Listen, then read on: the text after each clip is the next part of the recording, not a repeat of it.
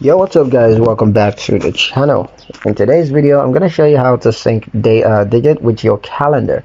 Synchronizing digit with your calendar can help you to keep track of savings deadlines, upcoming bill payments, and financial goals alongside your everyday schedule. So here's what to do. First step, open the digit app. Launch digit app on your mobile device and log into your account using your credentials. Once you're in, tap the profile or menu icon, usually in the top right corner, and then select settings. Next, you're going to locate calendar integration. So in the settings menu, look for integrations or a section labeled calendar sync. So just select your calendar platform, choose the calendar that you'd like to sync with. It could be Google Calendar, Apple Calendar, of course, is for iOS users, and you also have Outlook Calendar.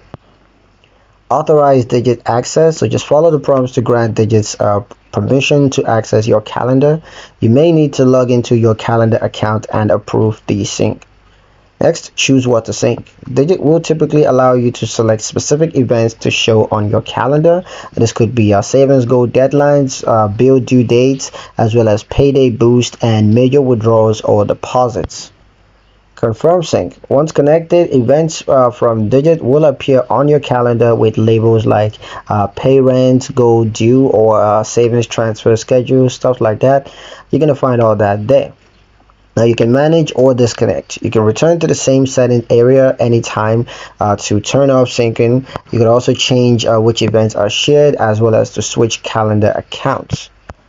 This integration helps you to stay organized and to make sure that your financial goals stay at top of your mind as part of your daily planning.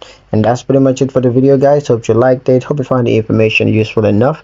If you did, like the video, comment down below, let me know what you thought. Share the video with your friends and subscribe to the channel if you haven't done so already. And I'll see you in the next one.